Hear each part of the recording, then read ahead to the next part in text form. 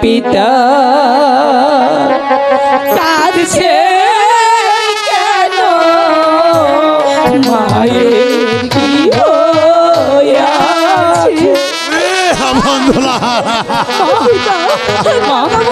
মা কথা বলো মা। আমি তো কিছু বুঝতে পারছি না রে দুলাল। কাকা মোদের মায়ে কি হইয়াছে পিতা বলে দেন মুদে দে গো, বলে দেন মুদে। কাকা আমি তো কিছু বুঝতে পারছি না। মা মা একটিবার কথা বলো মা, একটিবার কথা বলো।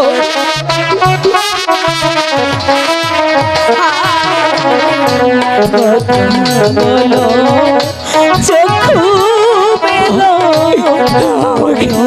তুলে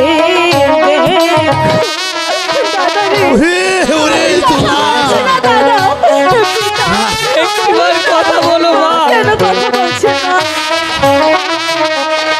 হাই গো তোমার বড় দুলাল ডাকে আখি মেলে যাবো গো, আখি মেলে যাবো। একবার দেখো একবার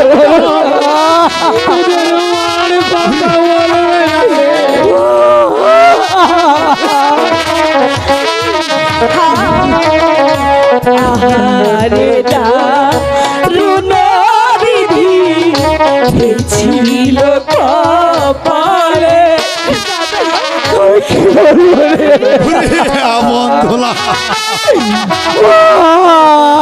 একটিবার কথা বলো। হাই গো শিশুকালে জ্ঞান বিদয় মারা ধরিলে গো, মারা ধরিলে।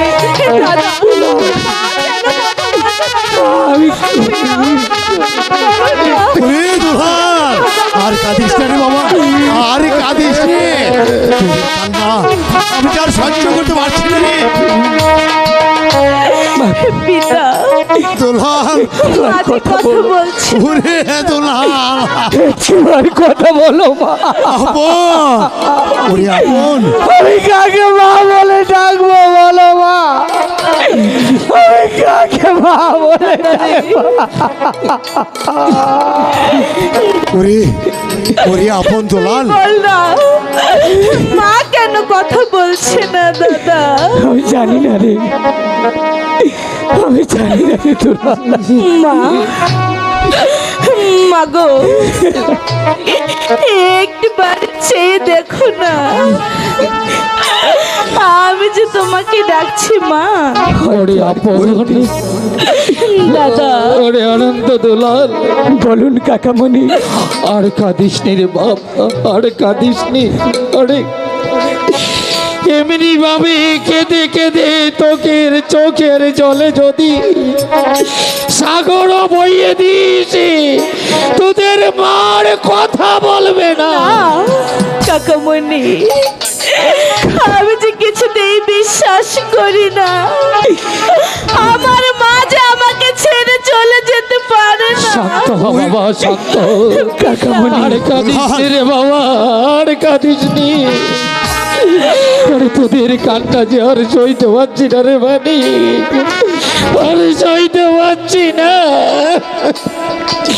মহারাজ, ওরে আপন যদি দুলাল, আপনার দুলালের সাথে আপনিও ভেঙে পড়ুন, তাহলে এই মাতৃহারা দুটি সন্তানকে কে সান্ত্বনা দেবে? যে চলে গেছে তাকে আমরা আর কোনো দিন ফিরে পাবো না, কিন্তু যাদেরকে রেখে গেছে তাদেরকে তো মানুষ করতে হবে। তাই বলছি, আপনি আপনার আনন্দ দুলালকে নিয়ে নিজ কক্ষে যান। আপনার অনুমতি পেলে আমি দেবী রানী রাজলক্ষ্মী এই মৃত দেহটা সৎকার করবো মহারাজ। মহারাজ ঠিক